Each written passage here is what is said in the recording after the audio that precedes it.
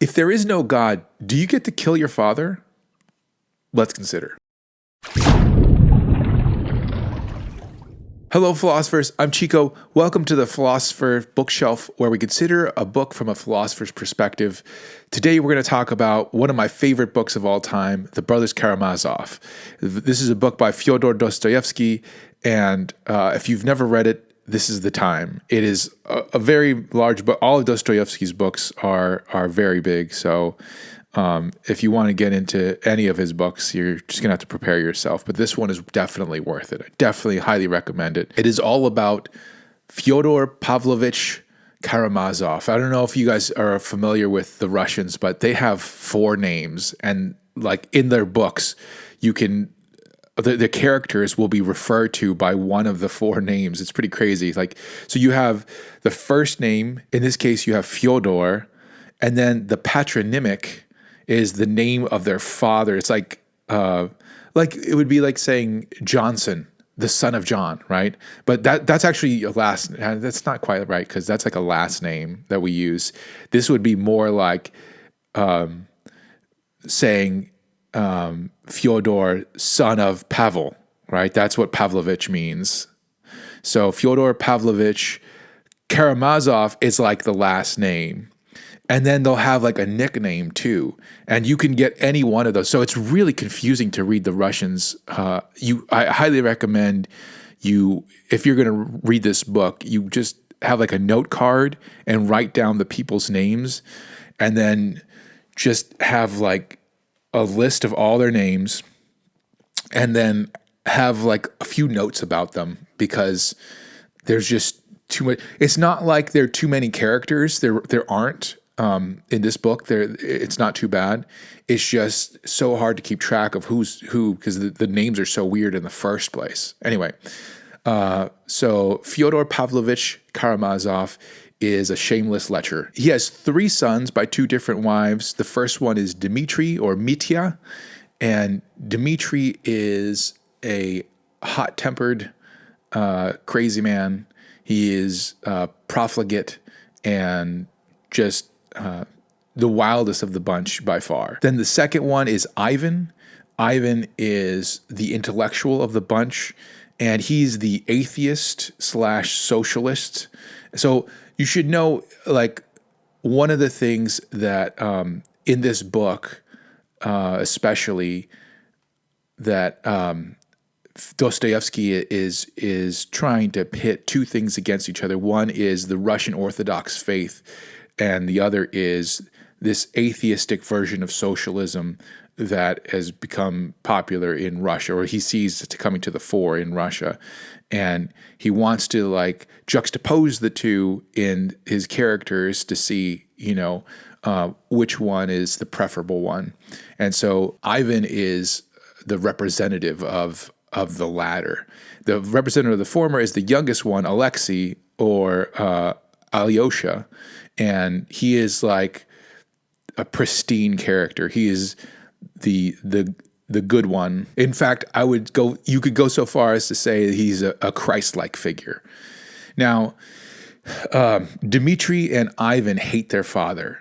They both hate their father passionately.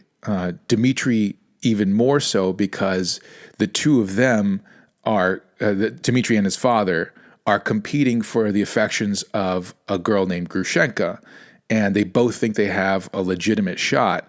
And you might think, like, wait a second, a father and a son going for the same girl? Does that even make sense? Like, the age range? In Russia, man, I don't know. Like, they had huge age gaps, so it's plausible. It could have happened. And Dmitri is broke, but is her age, more closer to her age, and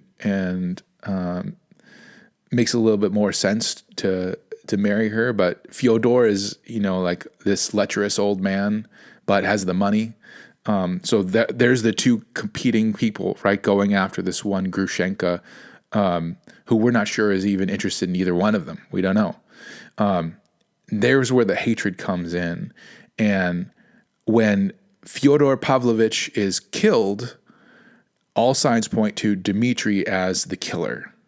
So that's sort of the setup for the rest of the book. I won't go any further into the rest of the book because we're really interested in the philosophy in the book, right? We're not interested in going into a book report. So let's talk a little bit about the philosophy in this book. What's most interesting philosophically in this book is the question of the existence of God. Dostoevsky brings the two brothers, Ivan, the atheist intellectual, and Alyosha, the Christ-like figure, together into a restaurant to have a conversation. And it covers a couple of chapters, and those chapters are some of the best chapters in literature history. They start off with first Ivan disclaiming any ability to even know in the first place anything about God. Like, he's just rejecting the fact that we couldn't even know in the first place. And he says he has a Euclidean mind. He says, mathematicians talk about non-Euclidean space. They say that given an infinite amount of space, then in a non-Euclidean space, two parallel lines would actually meet at some point. What the heck is that? I have no idea. I can't even fathom what that would be like. I can't fathom what that would be like, and God would be something beyond non-Euclidean space. So if I can't even understand what non-Euclidean space is, if I am stuck in the Euclidean space mindset, then of course I can't understand anything about God. So I'm not even going to try, right? I'm not going to say whether God exists or not, because how would I understand in the first place? So that's his first foray into sort of an agnostic position, but he doesn't stay there in the agnostic position. And it's not a very strong position in the first place. Alyosha really doesn't approach it at all. But if you think about it, he's making a claim about non-Euclidean space, right? He's saying that it is true, it is the case, whether I understand it or not, that these two lines would meet somewhere off in infinity. Don't know what that's like, but it happens to be the case. Well, that's exactly what faith is like, right? It's saying there is something that exists that's beyond my ken. I happen to know some true facts about it, some true facts. I happen to know some facts about it. I happen to know some true things about it. But exactly how these things are true, I don't know, right? I barely understand this stuff here, right? How do I understand an infinite being? I don't understand it. I know that there are certain true things about the infinite being, but exactly how those things are true, I can't understand. So it's not like a very well-defended agnosticism on Ivan's part. But that's just his beginning. So in the chapter called Rebellion, Dostoevsky pulls all the stops and writes some of the most gruesome stuff that you can think of, all to set up a version of the problem of evil. How could God exist if? Well, it's not quite the problem of evil. The problem of evil is how could a good God exist if evil exists in the world? And it's not quite that, but it's something very similar. So let's explore it a little bit. So the first interesting thing about this is that he has Ivan point to particularly nasty evils, which is the suffering of children. So a lot of times we might think about suffering that we experience that we don't deserve and think how horrible that is. But there's always sort of that, background possibility that we do kind of deserve it, that we've done some bad things in our lives. And, even though maybe this suffering is not fair, that this other person isn't suffering like I'm suffering, it might be fair that, because I was mean to somebody else at some particular time, that I brought this on myself. There's always that possibility. But what about children, though? Children have not lived long enough to have that kind of a thing happen, especially like very, very small children. And Dostoevsky had read just a bunch of newspapers where he saw like all these small children suffering. And has Ivan just list off a bunch of horrific things. And I won't go through all of them, but just as an example of something that's particularly gruesome, he mentions some soldiers that were taking babies of the enemy and throwing them up in the air and catching them on their bayonets, which is just horrific, right? Something that you couldn't even imagine. And he has Ivan say, what did these babies do that would make them guilty? How would they deserve this? There's no way that they could deserve this because they haven't lived long enough to be guilty. They couldn't do something to make them guilty. So they don't deserve these kinds of suffering, and yet the suffering exists. So you'd think what he's going after is, therefore God must not exist. But interestingly enough, that's not quite the way it's presented in the chapter. Instead, what Ivan says is that in order for me to accept God and reality, this world must be just. It must be, right. It must be the way it's supposed to be. And it's not. Look at these things. These things are unjust. Therefore, I reject God and I reject the world, which is interesting. He's not saying that God doesn't exist. He's saying that he rejects God and rejects God because of injustice, because there are unjust things that exist in the world.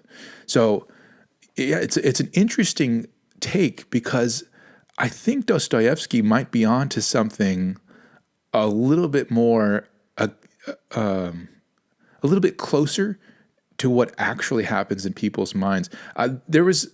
So when I was in high school, I became an atheist, and eventually became a Christian, at 23 or 24, something like that.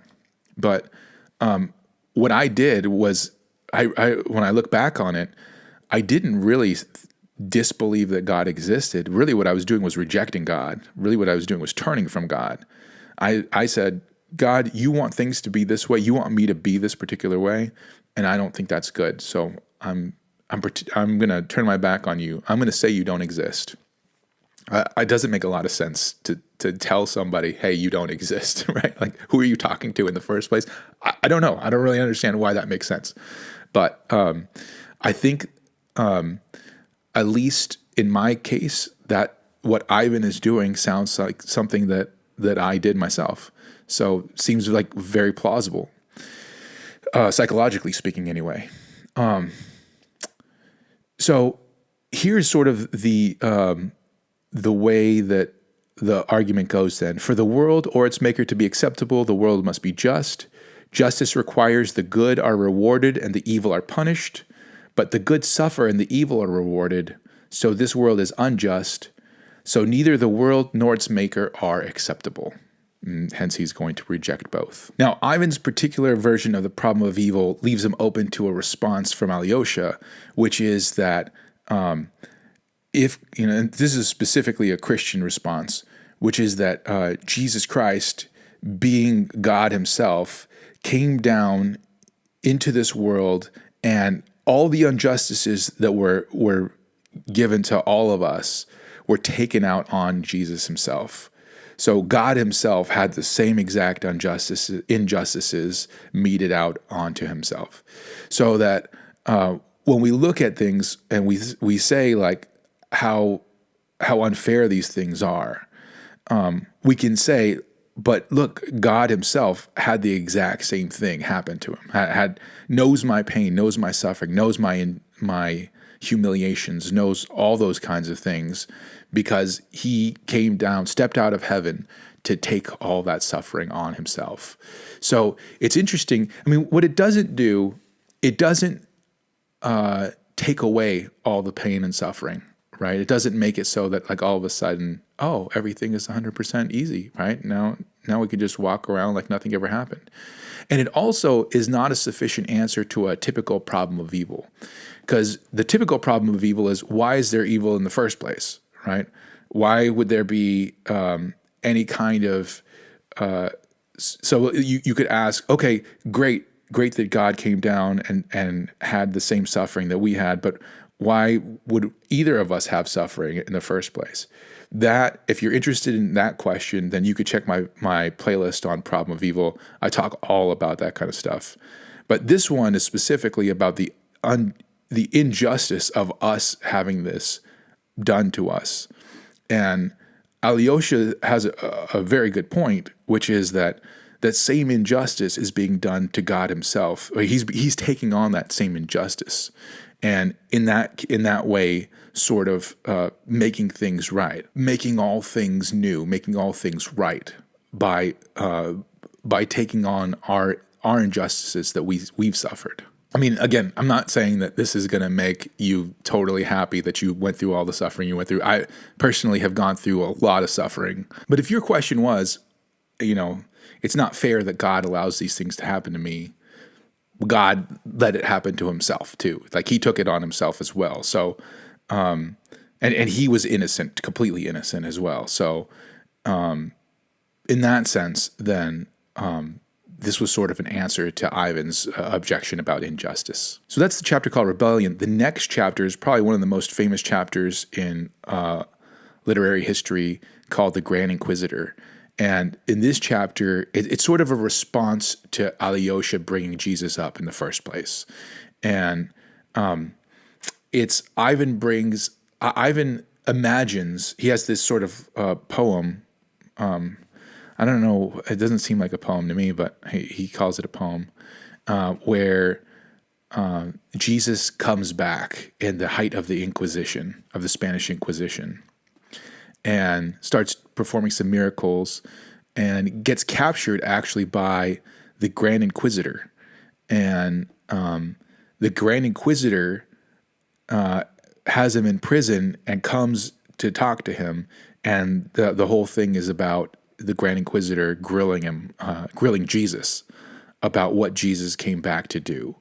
And it's interesting, the Grand Inquisitor is not about he, even though he is a member of the Catholic Church, he sort of represents the socialistic atheist. He represents Ivan's perspective, and of course Jesus represents Jesus. So he's more the Christian side. And the idea of the whole passage is basically that when Jesus did not succumb to the 3 temptations of Satan in the wilderness, then he opened up freedom to mankind, and that was a bad thing. That's the overarching kind of idea. So if you're wondering, what are the 3 temptations? What are you talking about? So Jesus goes off into the wilderness to be by himself for 40 days. He fasts. And at the end of those days, Satan comes to him to tempt him. And he tempts him 3 times with 3 different things. And the first one is, he says, "You're hungry. Why don't you turn these stones into bread?" And Jesus says, he quotes the Bible. He says, "Man shall not live by bread alone." And so I'm not going to do that. And then Satan brings him up to a pinnacle and says, "Why don't you jump off? Because, the Bible says that his angels are going to catch you lest you dash your foot against a stone." And Jesus says, "I'm not going to do that, because the Bible also says, do not tempt the Lord your God." And finally, Satan says, "Look at all this land, look at all this world. It's all mine right now, right? I'm in charge of it right now. For this period of time, God has given me this land," meaning the whole earth. "If you bow down and worship me, I'll give it to you. That's what you wanted in the first place. Let me just worship me, and I'll let you have it." And then Jesus rebukes him and says, "You shall worship the Lord your God only." Another quote from the Bible. And those are the 3 temptations that Jesus has. So how does this have anything to do with freedom and bringing freedom to people? Well, the Grand Inquisitor says, if you had just turned that stuff into bread, you could have just turned all stones into bread. And within that temptation, you could have fed everyone. And if you fed everyone, then they would have just worshiped you. And they would have just followed you. They would have no compulsions to freedom. They would have no worries about following you of their own free will. They would follow you because you're the one who's providing the bread. Or if you had jumped off of that pinnacle and his angels had caught you, that would have been a miracle. And people would have worshipped you for that miracle, right? They would have sought after you because they would have thought, oh, I can get to God now, right? Through this guy. I can force my way to God. Or, of course, in the last case, like you just get everything just by worshiping the devil. So in those ways, you could have cut off all ability for humans to really make a decision for themselves on what they were going to do and just sort of had them in the palm of your hand. But instead, you didn't take that route and you allowed them to have free will. You allowed them to make their own decisions. And that has caused more anxiety and more suffering than anything else. He says that what people really want is to be ruled over, right? And this is what the this is what the socialists want. The socialists want to control everything about the human being.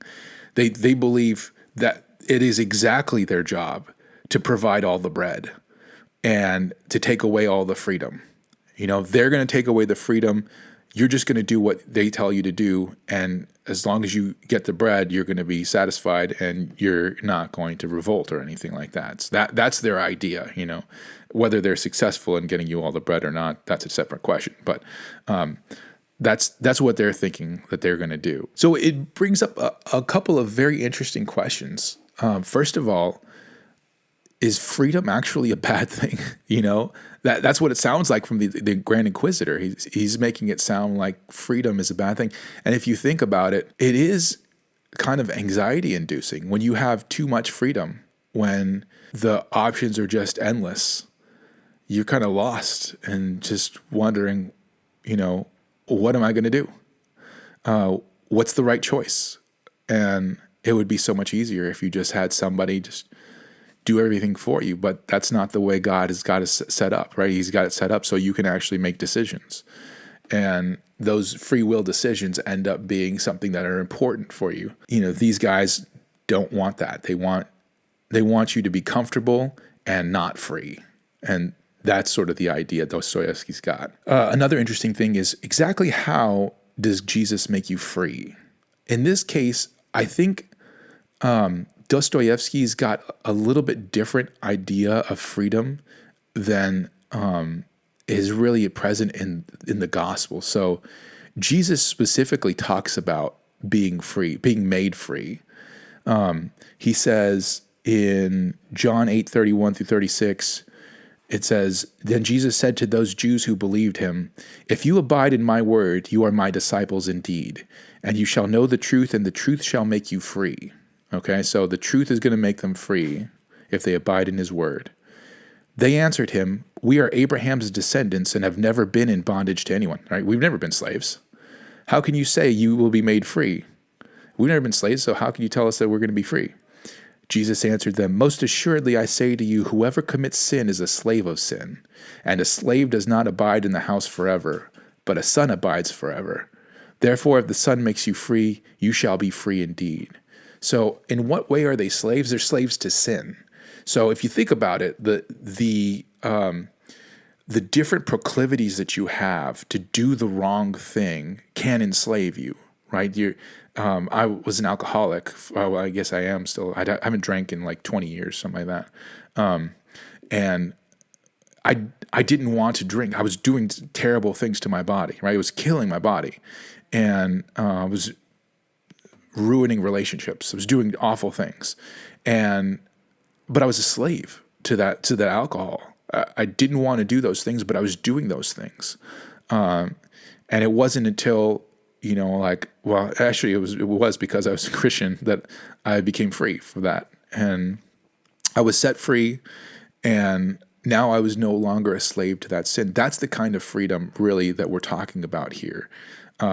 So the kind of freedom that Dostoevsky is talking about is more a freedom of making decisions, and that can definitely lead to the anxiety-inducing, open-ended kind of life. But when we've got this other kind of freedom, this freedom from sin, the freedom to do the right thing, it's not that we don't have the other kind of freedom as well, the freedom of choice.